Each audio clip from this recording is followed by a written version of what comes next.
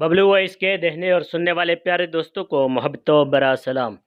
प्यारे दोस्तों, एक लड़की ने फेसबुक पर स्टेटस अपडेट किया, हाथ पर मच्छर ने काट लिया। no!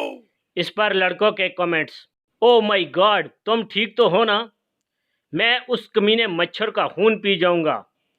इस तरह के मच्छरों को तो पैदा होने का हक ही नहीं होना चाहिए। आप मुझे उसका पता बताएं, मैं देखता हूँ उसको। प्लीज बेबी, अपना ख्याल रखा करो। मैं अभी आता हूँ घर, मेरे साथ अस्पताल चलो, इन्फेक्शन हो सकता है। हाय, वो मच्छर पैदा होते ही क्यों नहीं मर गया?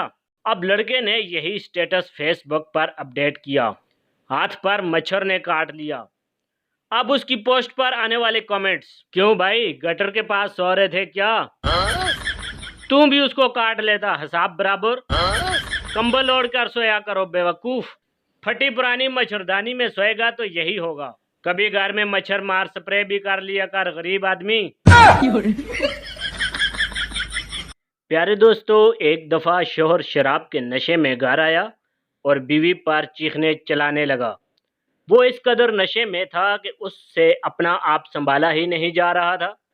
उसने कुछ बर्तन तोड़े, बीवी को मारा और उल्टी करके बेहोश हो गया। बीवी ने उसे उठाया और सारी सफाई की, उसको कमरे में आराम से सुला दिया।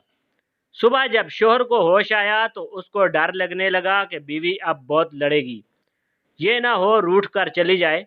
लेकिन डाइनिंग टेबल पर उसे अपना पसंदीदा नाश्ता और एक खत मिलता है, जान मुझे आज ज़रा काम पर जल्दी जाना था, आराम से नाश्ता करें, आपके कपड़े इस्त्री कर दिए हैं। शोहर को समझ नहीं आती कि क्या हो रहा है, तो वो अपने बेटे से पूछता है कि रात को क्या हुआ था।